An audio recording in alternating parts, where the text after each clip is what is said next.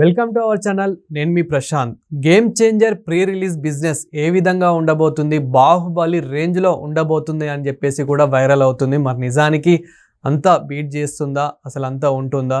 And దీనికన్నా ముందు మరి ఇంకా ఏమైనా మూవీస్ కూడా బాహుబలి రేంజ్లో ఉన్నాయా ప్రీ రిలీజ్ బిజినెస్? సో దీని గురించి మాట్లాడేందుకైతే ప్రస్తుతం మనతో పాటు సీనియర్ జర్నలిస్ట్ యజ్ఞమూర్తి గారు ఉన్నారు. నమస్తే అండి. నమస్తే Prashanth. Sir, game changer movie అయితే రాబోతుంది త్వరలోనే. మరి ప్రీ రిలీజ్ బిజినెస్ ఎలా ఉండబోతుంది? బాహుబలి రేంజ్లో బాహుబలిని బీట్ చేస్తుందని కూడా చెప్తూ ఉన్నారు. మరి ఇది ఎంతవరకు నిజం?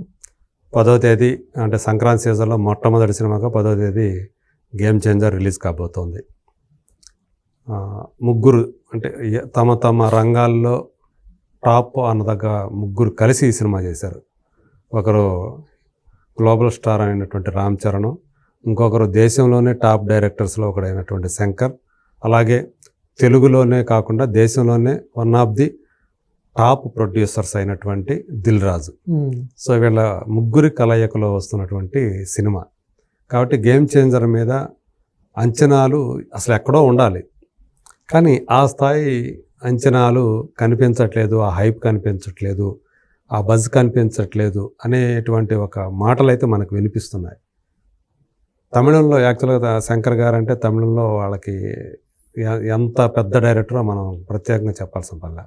అట్లాంటిది తమిళంలో ఆల్రెడీ బుకింగ్స్ ఓపెన్ అయిపోయినప్పుడు కూడా అలా కనిపించట్లేదు, ఆ స్థాయిలో కనిపించట్లేదు బుకింగ్స్ అనేవి.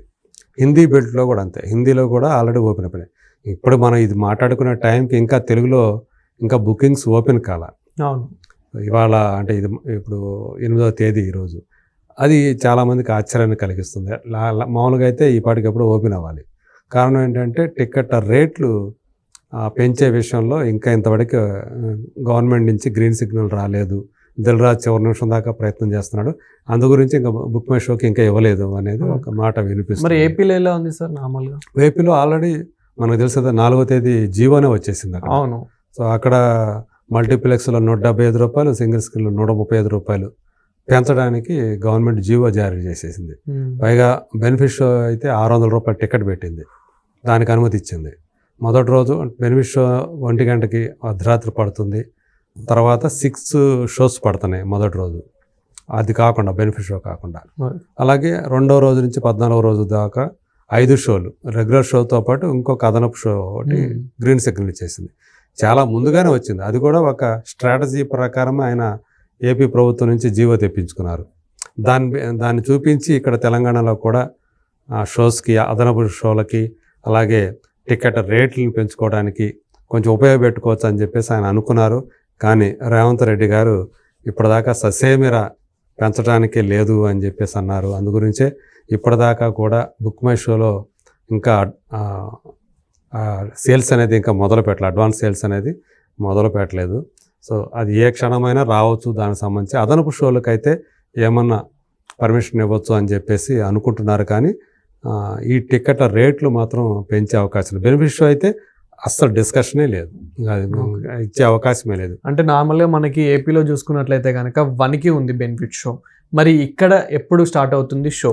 అదే ఇంతవరకు ఇక్కడ అదనపు షో కూడా పడుతుందా లేదా అనే దాని మీద ఇంతవరకు కూడా ఎలాంటి సమాచారం లేదు. అంటే నార్మల్గా మనం చూసుకున్నట్లయితే 1కి కాకపోతే 4కి, ఎర్లీ మార్నింగ్ 4కి వస్తుంది. ఇప్పుడు వరకు ఆ 4కి కూడా వస్తుందా లేదా అనేది కూడా డౌటే. లేదంటే 4కి పడిందంటే 6 షోలు పడినట్టే కదా సింగిల్ స్క్రీన్స్లో. అవును. సో 4 గంటలకు కొట్టేస్తారు, 8 గంటలకు కొట్టేస్తారు, 11 గంటల నుంచి ఇక రెగ్యులర్ షోలు ఉంటాయి కదా. అవి కాకుండా మీకు 4 గంటల షో పడిందంటే అదనపు షోలు 2 వచ్చినట్టే లెక్క. అప్పుడు ఒకటి ఉంటుంది, 7 గంటలకు లేదా 8 గంటలకు ఒక షో ఉంటుంది, 11 గంటలకు రెగ్యులర్. ఇక మల్టీప్లెక్స్లో అయితే అక్కడ స్క్రీన్లు ఎక్కువ ఉంటాయి కాబట్టి దాని ప్రకారం అక్కడ వాళ్ళు వేసుకునే వెసులుబాటు వాళ్ళకు ఉంది. వేరే సింగిల్ స్క్రీన్కి వచ్చేటప్పటికీ ఈ సమస్య వస్తుంది. ఎప్పుడు ఇస్తున్నారు ఏంటనేది ఇంతవరకు కూడా రాలా. ఏ సినిమాకి అంటే మిగతా సినిమాలు అంటే డాకు మహారాజ్ ప్రొడ్యూసర్ కూడా దానికోసం ట్రై చేస్తున్నాడు అని చెప్పేసి చెప్తున్నారు. సో ఇవన్నీ పక్కన పెడితే అసలు ఈ సినిమా ప్రీ రిలీజ్ బిజినెస్ మనం గురించి మాట్లాడుకుంటే బాహుబలి 2 రేంజ్లో అయింది, 2 తెలుగు రాష్ట్రాలకు సంబంధించి అనేది ఒక వార్త. అంటే అప్పట్లో 2017లో 122 కోట్ల వరకు కూడా దాని ప్రీ బిజినెస్ వాల్యూ అని చెప్పి ఒక అంచనా వేశారు. ట్రేడ్ వర్గాల వాళ్ళు, ఇది బాహుబలి 2కి సరిగ్గా ఇప్పుడు అంతే అమౌంట్కి, అంటే 122 కోట్లు దీని ప్రీ బిజినెస్ వాల్యూ అని చెప్పేసి ఇప్పుడు ట్రేడ్ వర్గాల వాళ్ళు అంచనా వేస్తున్నారు. అంటే తెలంగాణ, ఆంధ్రప్రదేశ్ కలిపి. ఓకే. సో మొత్తం ఓవరాల్గా చూసుకున్నట్లయితే 210 ఎంత ఉంది. మిగతా అంతా కలిపి 100 కోట్లు వేసుకోండి. మొత్తం 100 కోట్లు కూడా 90 కోట్ల దాకా అయింది అనుకుంటా. నార్త్ ఇండియా కానివ్వండి, అలాగే మిగతా కేరళ, కర్ణాటక, తమిళనాడు, ఓవర్సీస్ ఇవన్నీ కలిపి కూడా. ఇంకా ఓటీటీ ఇవన్నీ కూడా కలుపుకుంటే, శాటిలైట్ ఇవన్నీ కూడా కలుపుకుంటే, అంటే డిజిటల్ అవి ఒక 200 పైన అయింది. ఓవరాల్గా చూసుకుంటే 400 ప్లస్ 420 అలా ఆ రేంజ్లో బిజినెస్ అయింది, ప్రీ బిజినెస్ అయింది అని చెప్పి చెప్తున్నారు.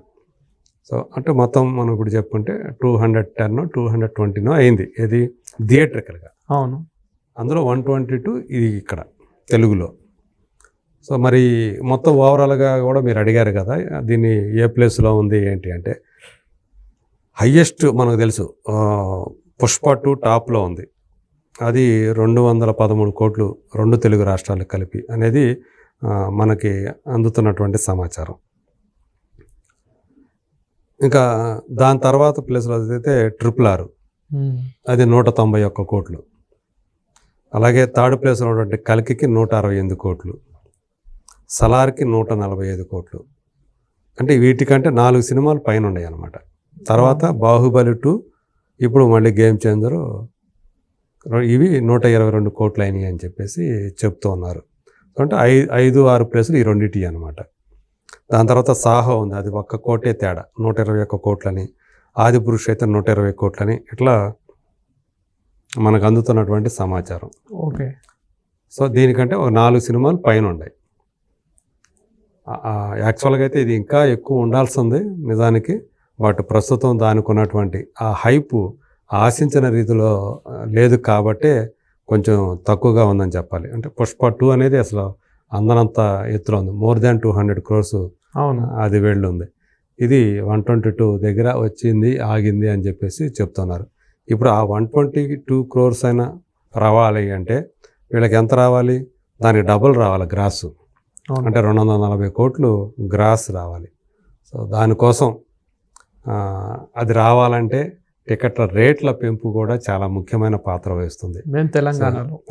ఎందుకంటే చాలా పెద్ద మార్కెట్ కదా తెలంగాణ. నైజాం అనేది చాలా పెద్ద మార్కెట్. ఎందుకంటే మన తెలుగువాడు కాబట్టి ఇక్కడ తెలంగాణలో ఎంత రేట్ పెట్టినా కానీ చూసే ఫ్యాన్స్ ఉంటారు. ఫ్యాన్స్ అందు గురించే కదా మొదట్లో పెంచేది. ఎందుకంటే ఫస్ట్ ఆ ఫ్యాన్స్ అనేవాళ్ళు చూస్తారు, ఎంత పెట్టినా వాళ్ళ దగ్గర నుంచి వాళ్ళ జేబులు గొల్ల చేసైనా సరే కొల్ల చేసుకుని మరీ చూస్తారు, మాకు డబ్బులు ఇస్తారు అనేది వీళ్ళ ఆశ. సో అది దానికి దెబ్బ తగిలిందంటే ఆటోమేటిక్గా దానికి సంబంధించిన ఓపెనింగ్ కలెక్షన్ ఏదైతే ఉందో దాని మీద ఎఫెక్ట్ పడుతుంది. మెగా ఫ్యాన్స్ అంటే రామ్ చరణ్ ఫ్యాన్స్ అందరూ కూడా పుష్ప 2కి మరి ఆ రేట్లు పెంచడం వల్లే కదా ఓపెనింగ్స్ ఆ బీభత్సంగా వచ్చిన రికార్డ్ కలెక్షన్స్ 285 కోట్లు ప్రపంచవ్యాప్తంగా వచ్చినాయి. అంటే అందులో ఈ బెనిఫిట్ షోలు అలాగే టికెట్ రేట్ల పెంపు ఏదైతే ఉందో అది చాలా కీలక పాత్ర పోషించాయి. మరి ఇప్పుడు ఆ స్థాయి పక్కన పెట్టండి, దాంట్లో సగమన్నా వస్తుందా, దీనికి 100 కోట్లన్నా వస్తాయా అనేది ఒక సందేహాస్పదంగా మారింది. టికెట్ల ధరలు అంటే దాంతో పోల్చుకుంటే దీనికి తక్కువగానే పెంచారు అక్కడ కూడా. ఇక్కడ తెలంగాణలో అసలు పెరుగుతాయా లేదా అనేది ఇప్పటికీ కూడా ఒక డోలాయమాన స్థితి ఉంది. సో మరి చూడాలి ఇది ఎలా, దిల్ రాజు దీన్ని ఎలా ఫేస్ చేస్తాడు ఏంటి. ఒకవేళ తెలంగాణ ప్రభుత్వం కొద్దిగా ఏమైనా పెంచుకోవడానికి వెసులుబాటు కల్పిస్తే ఆ మేరకు బెనిఫిట్ ఉంటుంది. లేకపోతే ఆ రికార్డులని, ఓపెనింగ్ డే రికార్డులు అనేవి మాత్రం గేమ్ చేంజర్కి ఉండవు అనేది చాలా స్పష్టంగా మనకి తెలిసిపోయింది. ఎందుకంటే బెనిఫిట్ షోలు లేవు. ఈవెన్ నార్త్లో కానివ్వండి, ఇప్పటికే కొన్ని ఎక్కడైతే బుకింగ్స్ ఓపెన్ అయ్యాయో అక్కడ ఆశించిన రీతిలో స్పీడ్గా లేవు. తమిళనాడులో కానివ్వండి, అలాగే హిందీ బెల్ట్లో కానివ్వండి, ఎక్స్పెక్ట్ చేసిన రీతిలో స్పీడ్గా వెళ్ళటం లేదు అనేది ఒక తెలుస్తూ ఉంది. నార్త్ అమెరికాలో కూడా అదే పరిస్థితి ఉంది. సో కాబట్టి ఓపెనింగ్ డే రోజు ఇక్కడ దీనికి అద్భుతాలు జరగవు. సో టాక్ మంచిగా వస్తే మాత్రం సినిమా బాగుందనే టాక్ ఉంటే కనుక ఆ రెండో రోజు నుంచి ఖచ్చితంగా స్క్రీన్ కౌంటు పెరుగుతుంది, జనం కూడా ఆక్యుపెన్సీ రేటు అది కూడా పెరిగే అవకాశం ఉంది. సో ఇంకా అది కేవలం మౌత్ టాక్ అనేదే ఈ సినిమా కలెక్షన్స్ని డిసైడ్ చేయబోతోంది. Thank you.